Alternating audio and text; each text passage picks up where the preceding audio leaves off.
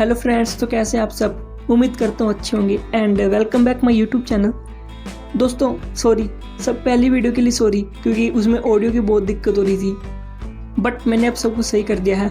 अब आपको ऑडियो में कोई दिक्कत नहीं होगी। तो आज हम एक और टॉपिक के ऊपर बात लेके आ रहे हैं जिसका नाम है अमेज़ॉन और इनके मालिक के ऊपर जिनका नाम है जेफ बेज़ोस।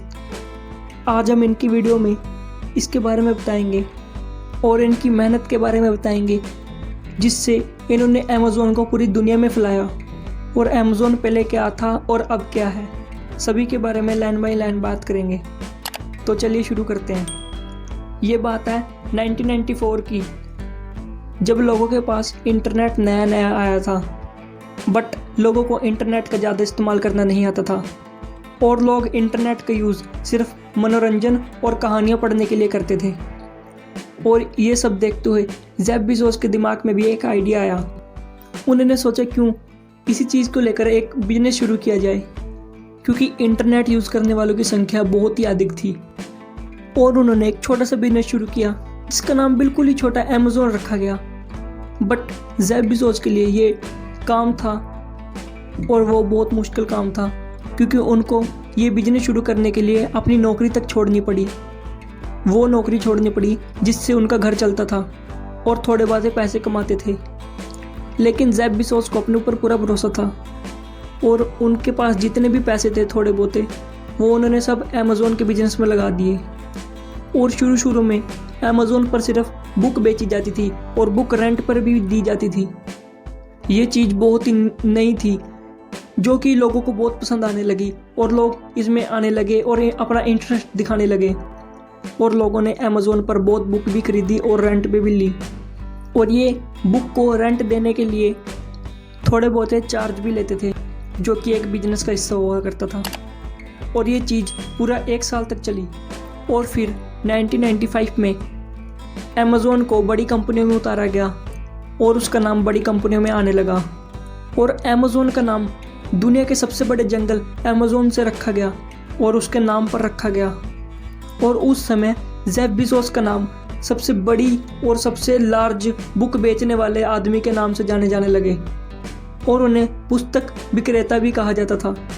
और अमेज़ॉन के मालिक ने, जेफ बेज़ोस ने, दिन रात एक कर अमेज़ॉन को बहुत बड़ा बनाया।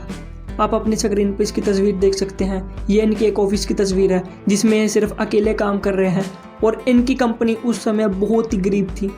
आप देख सकते हैं इनके पास सिर्फ एक ही कंप्यूटर था और साइड पर आप वॉल पर भी देख सकते हैं amazon.in लिखा हुआ है।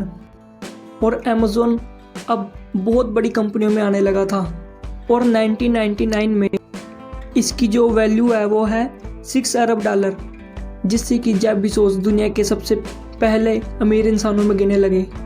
और इस सब के बाद जेफ बेज़ोस ने अमेज़ॉन पर और मेहनत की और बुक को बेचने के साथ साथ और भी प्रोडक्ट्स बेचने शुरू कर दिए जो कि लोगों को पसंद आते थे। और ये करते करते अमेज़ॉन पूरी दुनिया में फेमस होने लगा और सभी दुनिया में इनका एक एक प्लेटफॉर्म बनने लगा और एक एक ब्रांच बनने लगी।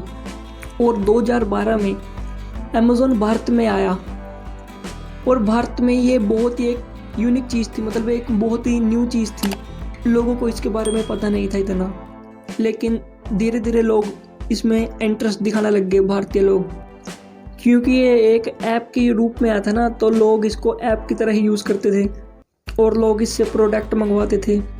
लेकिन कुछ समय बाद लोगों को अमेज़ॉन बहुत पसंद आया, लेकिन लोगों को अमेज़ॉन पर इतना भरोसा नहीं था क्योंकि इनको नेट बैंकिंग के इतना बारे में नहीं पता था और इनको इतना विश्वास भी नहीं था कि ऑर्डर की हुई चीज़ हमारे घर तक पहुंचेगी कि नहीं। इसलिए अमेज़ॉन में सबसे बड़ा अपडेट दिया गया वो था कैश ऑन डिलीवरी वाला, जो कि सिर्फ इंडिया में है, जिससे इंडियन लोगों का डर निकाल दिया गया। अमेज़ॉन ने भारत में बहुत ही चालाकी से अपना काम दिखाया।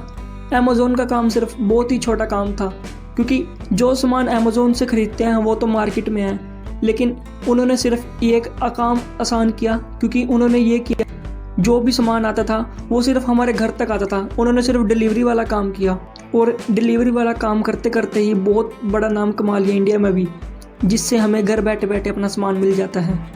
और अमेज़ॉन से पहले जैसे कि 2001 की बात कर ले या 2002 की बात कर ले, उस समय नापतोल बहुत फेमस था इंडिया में। लेकिन नापतोल से लोग करते थे शॉपिंग, बट उसकी एक बहुत ही बड़ी दिक्कत थी क्योंकि उसका टीवी शो आता था, सिर्फ टीवी पे शो आता था। वो था सुबह को आता था और एक रात को आता था, जिसके लिए लोगों को देखना पड़ता था और इतना टाइम भी नहीं होता था उनके पास और वेट भी करना पड़ता था।